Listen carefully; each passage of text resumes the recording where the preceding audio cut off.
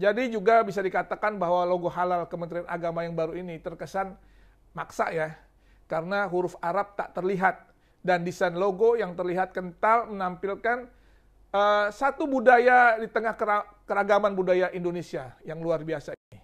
Terkesan tidak merangkul seluruh elemen bangsa dan bahkan bisa diartikan misi kesukuan yang tak akan membuat nyaman dan dikhawatirkan menimbulkan kecemburuan bagi pihak-pihak tertentu. Kita tidak melihat kata halal di dalam logo itu, namun yang tampak justru seperti gunungan dalam dunia budaya tertentu. Kata halal itu kan bahasa Arab dan merupakan bagian dari syariat Islam. Itu bukanlah sebatas huruf dan simbol yang bisa digonta-ganti semaunya. Saya yakin ya, kalau orang Arab melihat ini akan bingung membaca logo halal Kemenak ini. Selain itu, ketidakjelasan penulisan dalam bahasa Arab juga bisa menimbulkan salah pengertian. Sebenarnya menurut saya tulisan halal dengan bahasa Arab yang jelas pada logo sebelumnya sudah cukup baik karena sederhana dan mudah dibaca oleh semua kalangan. Pun saat ini sebetulnya tidak ada urgensinya kita mengganti logo halal tersebut. Bila kita melihat logo halal di negara-negara lain yang minoritas umat Islamnya, justru masyarakat di sana bisa melihat mana logo halal yang jelas gitu. Ya. Dan mereka bisa menggunakan logo yang sangat jelas penulisan kata halalnya dalam bahasa Arab. Seperti yang kita lihat misalnya di Kamboja, atau di Myanmar, atau di Filipina, atau Singapura, bahkan Thailand, Vietnam, tulisan halalnya dalam bahasa Arabnya sangat jelas.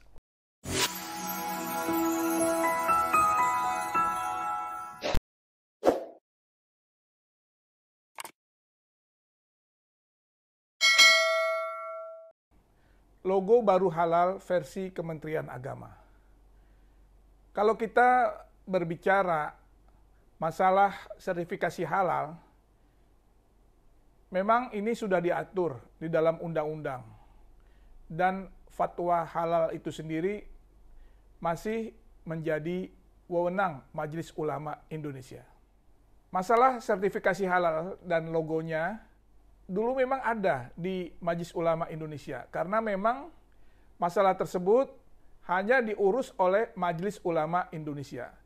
Tetapi setelah keluar undang-undang tentang jaminan produk halal, maka urusannya telah berpindah dari Majelis Ulama Indonesia kepada BPJPH. Tapi meskipun demikian, menyangkut fatwa kehalalan dari produk-produk itu, menurut undang-undang ini yang ada memang masih menjadi tanggung jawab dari Majelis Ulama Indonesia. Jadi kalau kita baca undang-undang tentang jaminan produk halal ini, undang-undang ini sebenarnya telah mengamanahkan bahwa di dalam perkara sertifikasi halal, Kementerian Agama melalui BPJPH ini bukan pengelola tunggal. Kehadirannya semestinya lebih kepada regulator yang tidak full menjadi eksekutor. Nah, ada banyak unsur yang harus berkolaborasi. Yang pertama ada lembaga pemeriksa halal. Juga yang kedua ada Majelis Ulama Indonesia melalui Komisi Fatwa yang menetapkan kehalalan satu produk setelah diaudit. Bila Kementerian Agama dan Menteri Agama menyadari hal ini, sepatutnya logo yang dirancang kalau tidak akan menggunakan logo yang lama adalah logo yang menampilkan kolaborasi tersebut. Dan juga sebenarnya kan sudah ada pembicaraan antara pihak Majelis Ulama Indonesia dengan BPJPH tentang logo halal yang baru.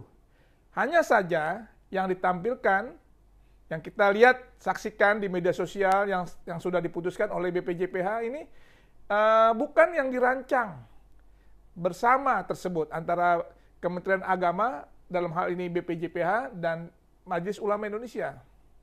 Di logo yang baru yang disampaikan oleh Kementerian Agama, terlihat bahwa tulisan halal menjadi tidak jelas dan sulit dibaca. Ini masalahnya. Padahal ada 3 unsur yang ingin diperlihatkan dalam logo tersebut, yaitu yang pertama, Majelis Ulama Indonesia, dan kedua adalah kata halal. di mana kata Majelis Ulama Indonesia dan kata halal ditulis dalam bahasa Arab. Tetapi setelah logo tersebut jadi, Majelis Ulama Indonesianya hilang dan yang tinggal hanya kata halal yang ditulis di dalam bahasa Arab yang dibuat dalam bentuk kaligrafi.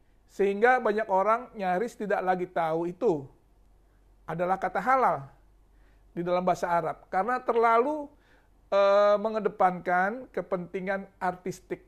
Kita tidak melihat kata halal di dalam logo itu. Namun yang tampak justru seperti gunungan dalam dunia budaya tertentu. Jadi logo itu tampaknya tidak bisa menampilkan apa yang dimaksud dengan kearifan nasional, tapi malah ketarik ke dalam kearifan lokal. Karena yang namanya budaya bangsa itu bukan hanya budaya daerah tertentu. Sehingga kehadirannya dari logo tersebut, menurut saya menjadi terkesan tidak arif. Kata halal itu kan bahasa Arab dan merupakan bagian dari syariat Islam. Itu bukanlah sebatas huruf dan simbol yang bisa digonta-ganti semaunya. Saya yakin ya, kalau orang Arab melihat ini akan bingung membaca logo halal Kemenak ini.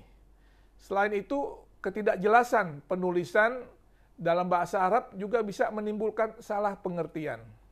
Semisal, ada yang berpendapat bahwasannya tulisan khot halal itu dengan pilihan bentuk kufi pada logo halal yang baru, banyak yang membacanya bukan halal, tetapi halak.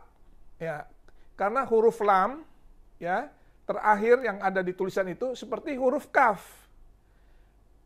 Kalau kita baca di dalam kamus bahasa Arab Al-Munawwir, kita lihat di halaman 291, 292, halal itu berarti boleh. Nah, sedangkan halak, halika, itu berarti gelap, gulita. Nah, karena ada perbedaan makna yang jauh antara boleh dan gelap, kebolehan dan kegelapan, ini menjadi hal yang menurut saya sangat tidak arif ya. Sebenarnya menurut saya tulisan halal dengan bahasa Arab yang jelas pada logo sebelumnya sudah cukup baik karena sederhana dan mudah dibaca oleh semua kalangan. Pun saat ini sebetulnya tidak ada urgensinya kita mengganti logo halal tersebut. Mengingat sampai sekarang tidak ada permasalahan dari logo halal yang sebelumnya. Ini dapat menimbulkan kesan Kementerian Agama dan Majelis Ulama Indonesia berseberangan. Dan sebagai pembanding, bila kita melihat logo halal di negara-negara lain yang ada, ya baik itu negara mayoritas Muslim atau negara lain yang minoritas umat Islamnya, justru masyarakat di sana bisa melihat mana logo halal yang jelas gitu. Ya. Dan mereka bisa menggunakan logo yang sangat jelas penulisan kata halalnya dalam bahasa Arab. Seperti yang kita lihat misalnya di Kamboja, atau di Myanmar, atau di Filipina, atau Singapura, bahkan Thailand, Vietnam, tulisan halalnya dalam bahasa Arabnya sangat jelas. Kita lihat di sini misalnya logo halal dari Thailand ya, justru menjadi contoh logo paling efektif untuk memberikan informasi kepastian halal dari suatu produk. Kamboja, Thailand, Vietnam, Myanmar, Filipina, ini adalah negara-negara yang mayoritasnya non-Muslim. Tapi logo halalnya jelas sekali huruf Arabnya. Nah, Indonesia gimana? Indonesia kok malah diganti? Dan saya yakin orang Arab akan bingung membaca logo halal ini dari Kemenak yang baru ini.